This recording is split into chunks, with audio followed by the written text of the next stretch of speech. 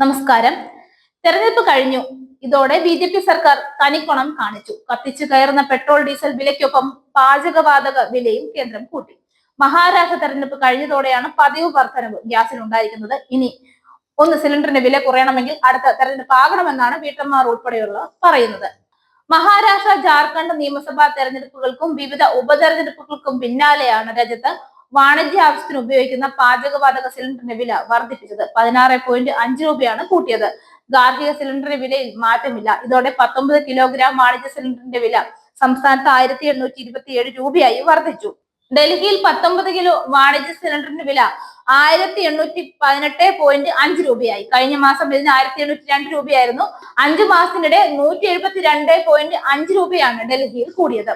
വാണിജ്യ സിലിണ്ടറിന് ഇപ്പോൾ കൊൽക്കത്തയിൽ 1927 രൂപയാണ് വില. നവംബറിൽ ഇത് 1911 രൂപ 50 പൈസയായിരുന്നു.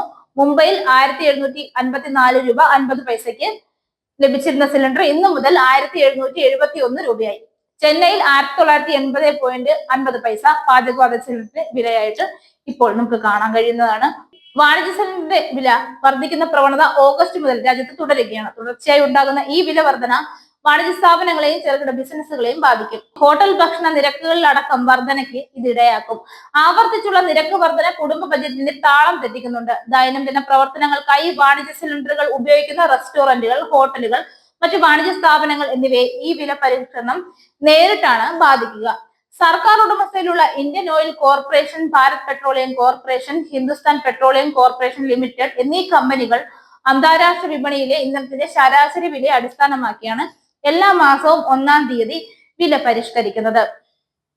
പെട്രോൾ ഡീസൽ വിലയിൽ കാര്യമായ മാറ്റങ്ങളില്ലാതെ തുടരുകയാണ്. പൊതു തെരഞ്ഞെടുപ്പിന് മുന്നോടിയായി മാർച്ച് പകുതിയോടെ ലിറ്ററിന് 2 രൂപ കുറച്ചിരുന്നു. ഡൽഹിയിൽ പെട്രോളിന് ലിറ്ററിന് 94.72 രൂപയും ഡീസലിന് 87.62 രൂപയുമാണ് നിലവിലെ നിരക്ക്. ഗാർഹിക ആവശ്യങ്ങൾക്കുള്ള പാചകവാതകത്തിന്റെ വിലയിൽ ഉടൻ വർധനം ഉണ്ടായേക്കുമെന്നും റിപ്പോർട്ടുകളുണ്ട്.